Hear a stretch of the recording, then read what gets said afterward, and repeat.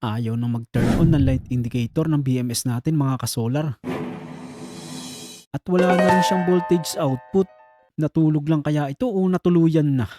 At kahit i-charge ko pa siya gamit ang power supply, ayaw pa rin mag-activate.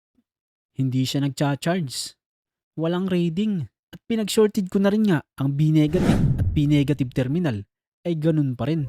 Ayaw nang magising ng BMS. At natry ko na rin nga na i-short ang positive supply nitong BMS sa may negative battery terminal. At hindi pa rin talaga siya magising-gising. Binangungot na yata itong BMS sa himbing ng pagkakatulog niya.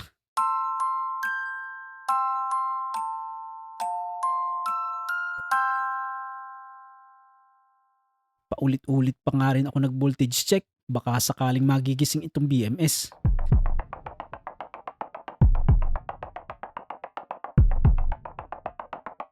At in-unplug na nga ang balancing cable ng mga ilang minuto.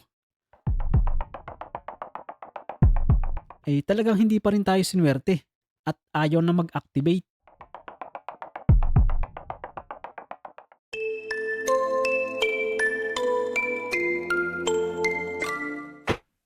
Kaya no choice na tayo mga kasolar kundi palitan ito ng bagong BMS.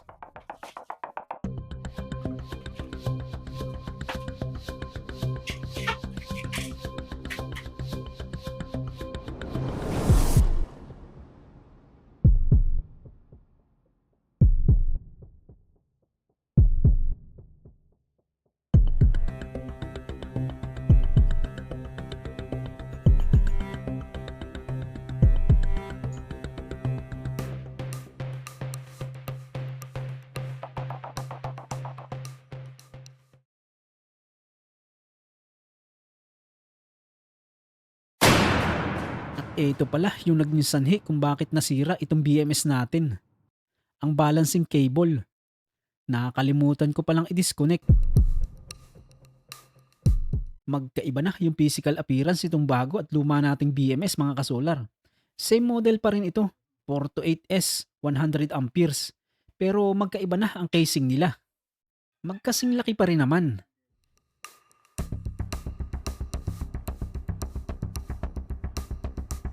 Ito ang side by side comparison. Tapos itong likod nila ay magkaiba na. Yung luma ay may cut o grills na maliliit at para mas makapal kumpara dito sa bago. So ikabit na nga natin na magkaalaman na. At para safe at hindi na masira uli itong BMS natin, kailangan nating sundin ang tamang sequence sa pagkakabit.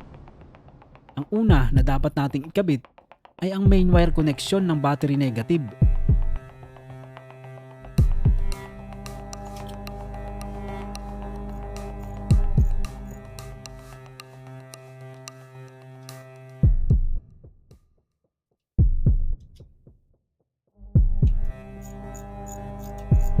Saka pa lang natin pwedeng i-plug in ang balancing cable at yung positive supply nitong BMS.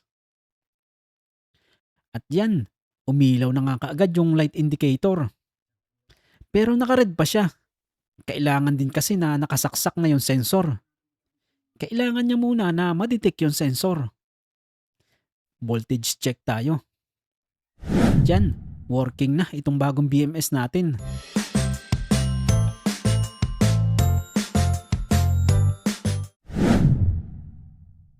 So bakit nga ba talaga nasira itong BMS natin? Ang talagang naging dahilan ay nakakalimutan kong hugutin yung balancing cable nitong BMS nung tinanggal ko yung may negative wire connection. At yun nga ang sumira dito sa BMS. Kaya wag na wag niyong kakalimutan mga kasolar na una laging tanggalin ang balancing cable bago yung main negative wire connection. Kung hindi ay masisira itong Dali BMS natin. So bago nyo tanggalin ito ay unahin nyo muna yung balancing cable at yung positive supply ng BMS. At nung tinanong ko nga sa customer support ng Dali BMS kung ano at paano nasira itong BMS, ayan nga ang sabi nila sa akin. Nasira yung AFE chip dahil hindi ko nga raw tinanggal ang koneksyon ng balancing cable. Ano ba yung AFE chip? Ito mga kasolar yung pinakautak nitong BMS o microcontroller IC. Siya ang sumusukat sa voltage ng mga cell. Siya ang nagkokontrol ng cell voltage balancing para maiwasan na ma-overvoltage or undervoltage ang mga cell. At sinusukat din ito ang temperature o temperature monitoring.